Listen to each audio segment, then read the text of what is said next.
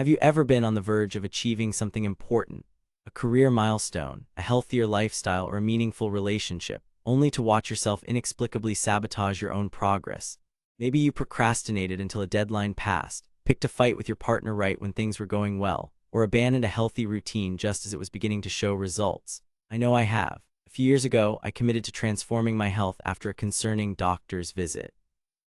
For 3 months, I was consistent, exercising regularly, preparing nutritious meals, and getting proper sleep. The results were undeniable. My energy soared, my mood improved, and my lab results showed significant progress.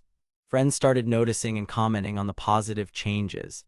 Then, seemingly out of nowhere, I began making small exceptions to my routine. Just one missed workout became 3. Just this once treats became daily indulgences.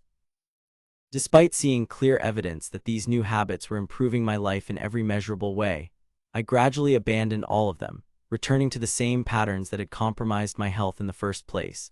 Only months later did I recognize this wasn't the first time I'd sabotaged my well-being just as positive changes were taking root. In the aftermath, I was left asking myself the same questions so many of us face. Why do I keep getting in my own way? This pattern of self-sabotage is frustratingly common, but rarely do we understand its deeper psychological roots. Today we are diving into the profound insights of Carl Jung, one of history's most influential psychologists, who discovered that self-sabotage isn't simply a matter of bad habits or weak willpower. Jung revealed that these self-destructive patterns stem from complex mechanisms in our unconscious mind, mechanisms that paradoxically believe they're protecting us. In this video, you'll discover why your mind sometimes works against conscious desires, how to recognize the hidden patterns driving your self-sabotage, and most importantly, how to begin the journey toward integration and wholeness that Jung believed was our ultimate psychological purpose. Before we dive into Jung's insights on self-sabotage, let's briefly understand the man behind these revolutionary ideas. Carl Gustav Jung, born in Switzerland in 1875, began as a close collaborator of Sigmund Freud, but eventually broke away to develop his own school of analytical psychology. Where Freud focused primarily on repressed sexual desires, Jung expanded our understanding of the unconscious mind in dramatic ways.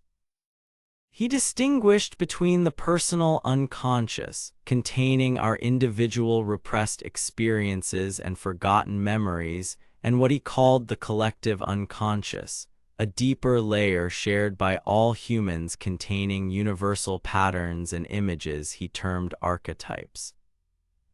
Jung introduced concepts that have profoundly influenced not just psychology, but literature, film, and even how we understand ourselves today. Terms like introvert and extrovert, complex, and the concept of the persona all originated with Jung. But perhaps his most relevant contribution for understanding self-sabotage is his concept of the shadow, those parts of ourselves we've disowned, repressed, or never developed. As Jung famously said, until you make the unconscious conscious, it will direct your life and you will call it fate. Jung's framework offers unique insights into our self-destructive patterns precisely because he recognized that the unconscious mind isn't just a repository of repressed desires.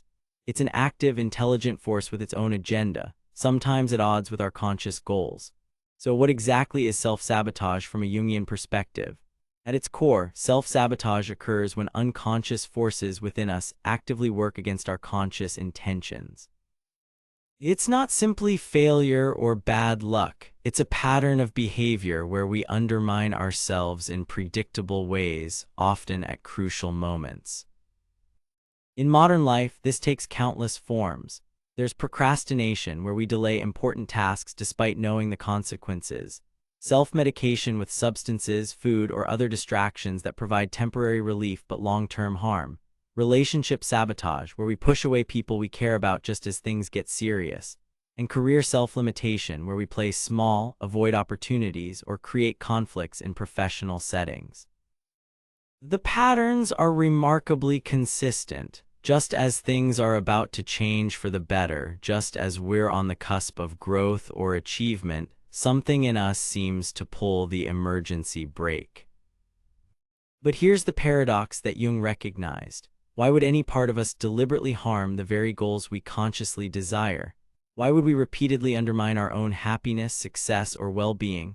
The answer lies deeper than we might expect.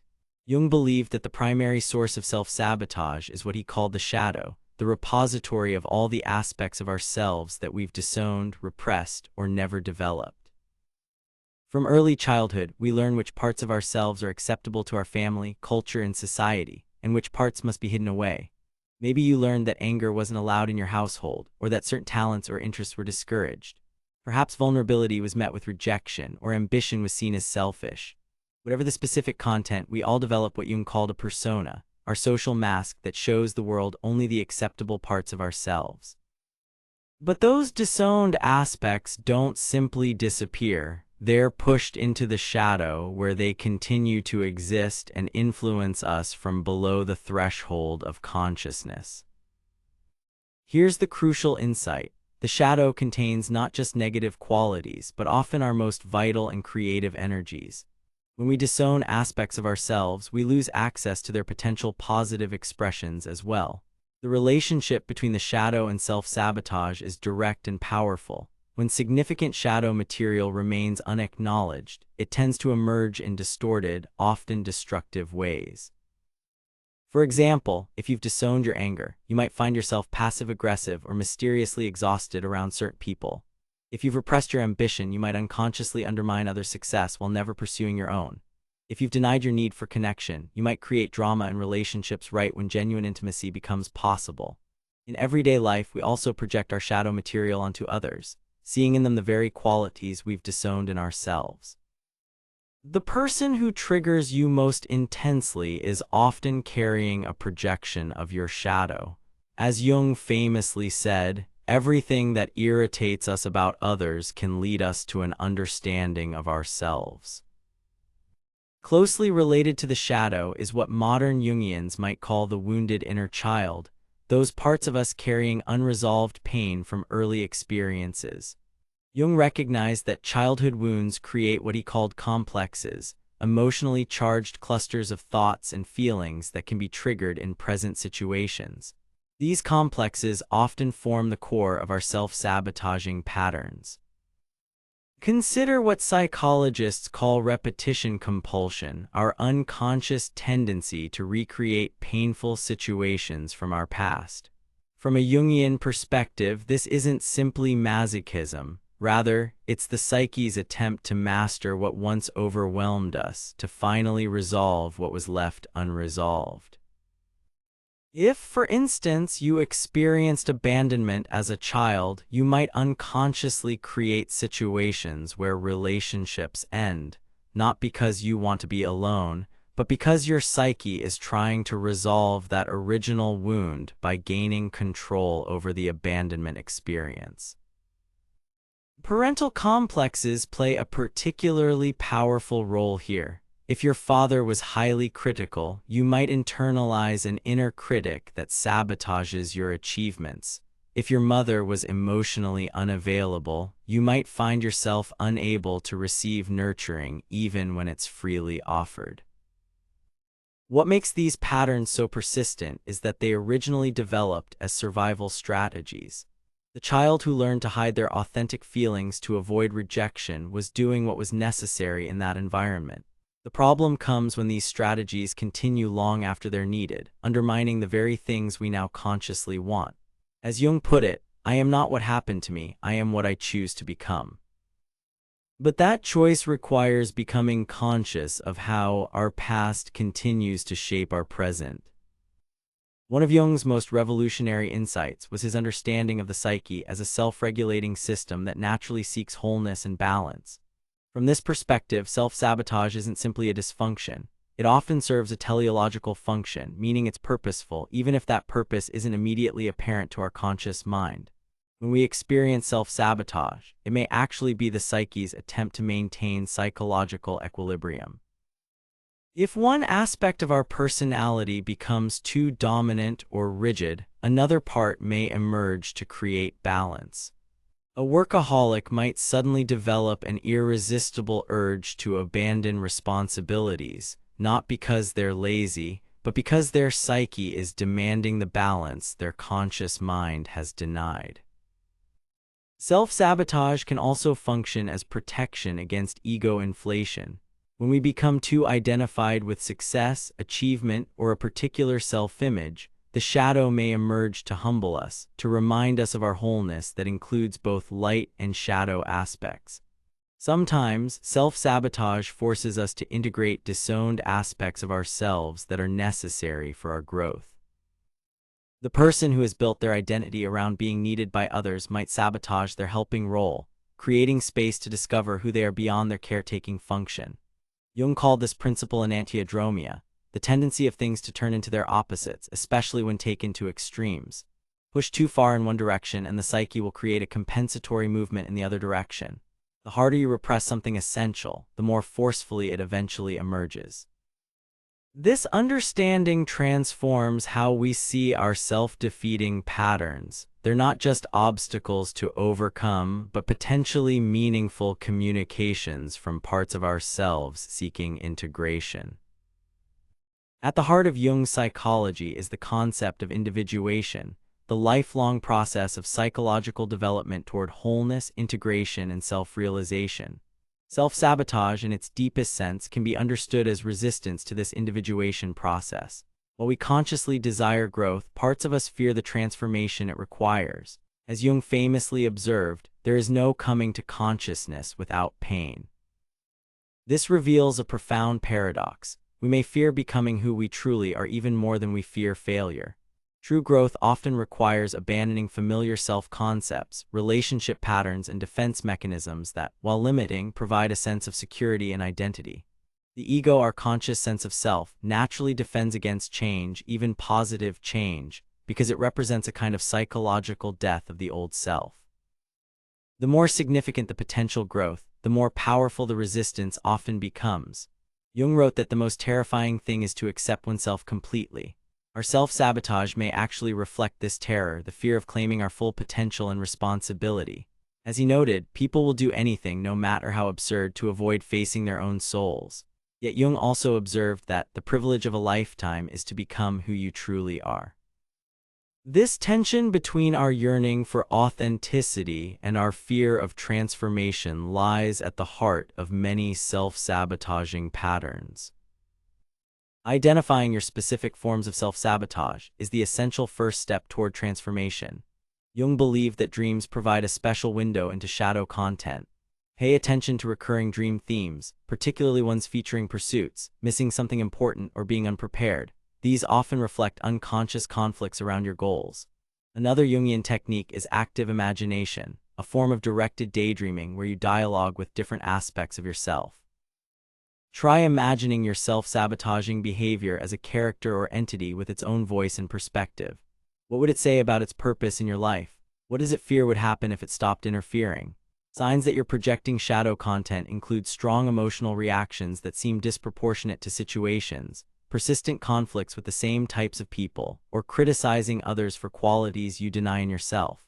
Honest self-reflection is crucial. Ask yourself, what patterns have repeatedly appeared in my life? At what point do things typically go wrong? What were you taught was unacceptable about yourself growing up? What aspects of others trigger strong reactions in you? Consider these journal prompts for shadow work. When have I felt most ashamed of myself, and what qualities was I expressing? What traits do I most strongly dislike in others? What aspects of myself do I try hardest to hide or control? What do I fear others would reject about me if they really knew? When and how do I self-sabotage most predictably? Remember Jung's insight that everything that irritates us about others can lead us to an understanding of ourselves. Your strongest reactions often point directly to your shadow material. Jung's approach to overcoming self-sabotage wasn't about eliminating the shadow, but integrating it, developing a conscious relationship with these disowned aspects of ourselves. This marks a crucial distinction between repression and conscious containment. Repression pushes unwanted material deeper into the unconscious, where it gains power and emerges in distorted forms. Conscious containment acknowledges these aspects while choosing how to express them constructively. Several practical techniques can help with shadow integration. Dream analysis involves recording and reflecting on dreams, looking for shadow figures and disowned aspects of yourself. Pay special attention to characters in your dreams that evoke strong emotions or represent qualities opposite to your conscious identity. Active imagination, as we discussed earlier, creates dialogue with unconscious content through writing, art, or meditation. You can give voice to different parts of yourself and develop a relationship with them. Symbolic understanding means looking at your self-sabotaging behaviors as symbolic communications rather than simply problems to eliminate. Ask what each pattern might be trying to accomplish or express. Creative expression offers pathways to integrate shadow material through art, writing, movement, or other forms that allow unconscious content to emerge in constructive ways. Jung emphasized developing an ongoing relationship with the unconscious rather than trying to solve it once and for all. This relationship becomes a dialogue between conscious and unconscious, ego and shadow, that continues throughout life. Integration differs fundamentally from fixing or eliminating shadow aspects.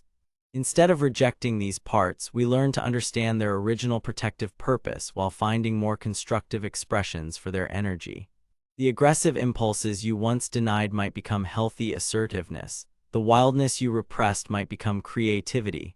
The vulnerability you protected might become authentic connection. Jung's insights have influenced numerous contemporary approaches to psychology and personal development.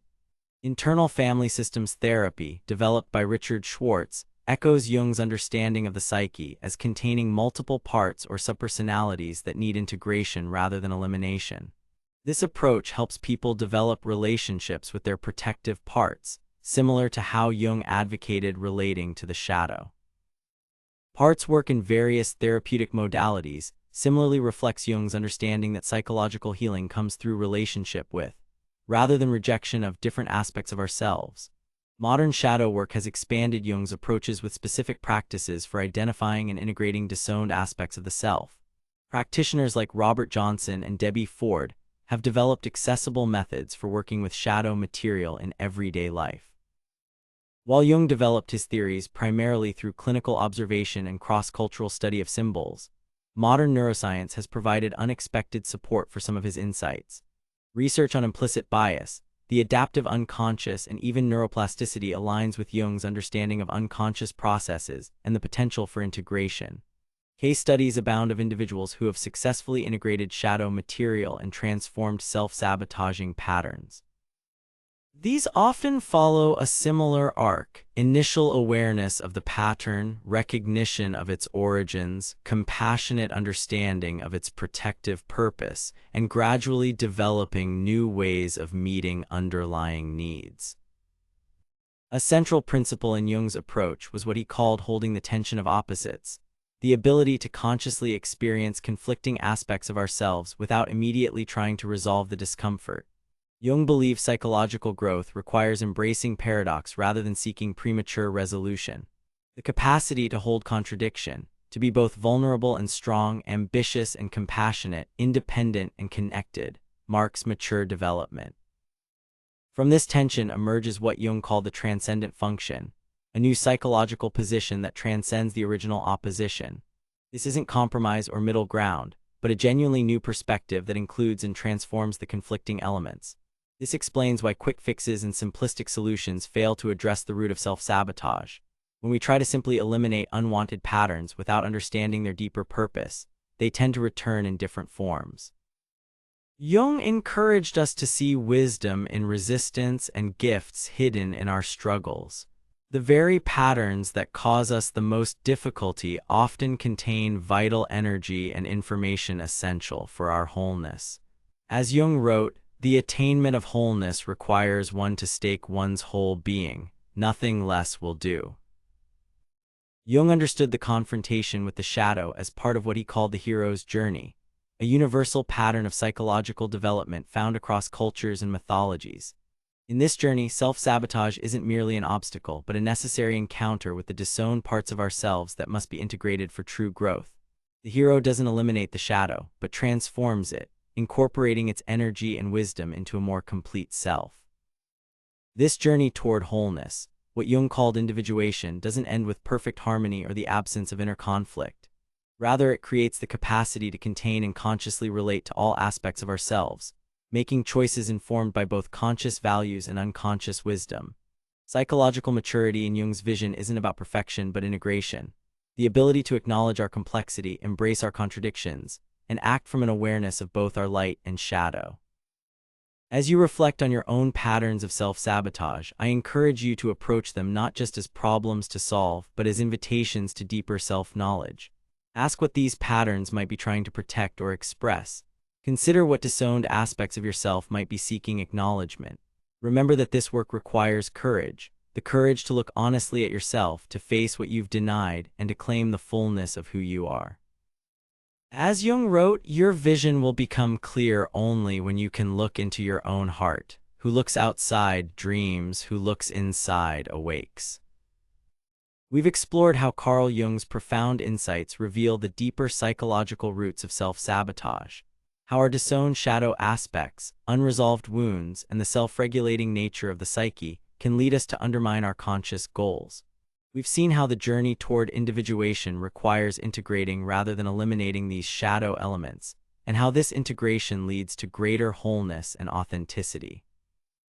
I'd love to hear about your experiences with self-sabotage and shadow work in the comments below. What patterns have you noticed in your life? What insights have resonated most with you from this exploration? If you're interested in learning more, I recommend starting with Jung's Man and His Symbols or Robert Johnson's accessible introduction to shadow work, Owning Your Own Shadow. If you found value in this video, please consider liking, subscribing, and sharing it with others who might benefit. Your support helps make more content like this possible. Until next time, remember Jung's wisdom: I am not what happened to me, I am what I choose to become.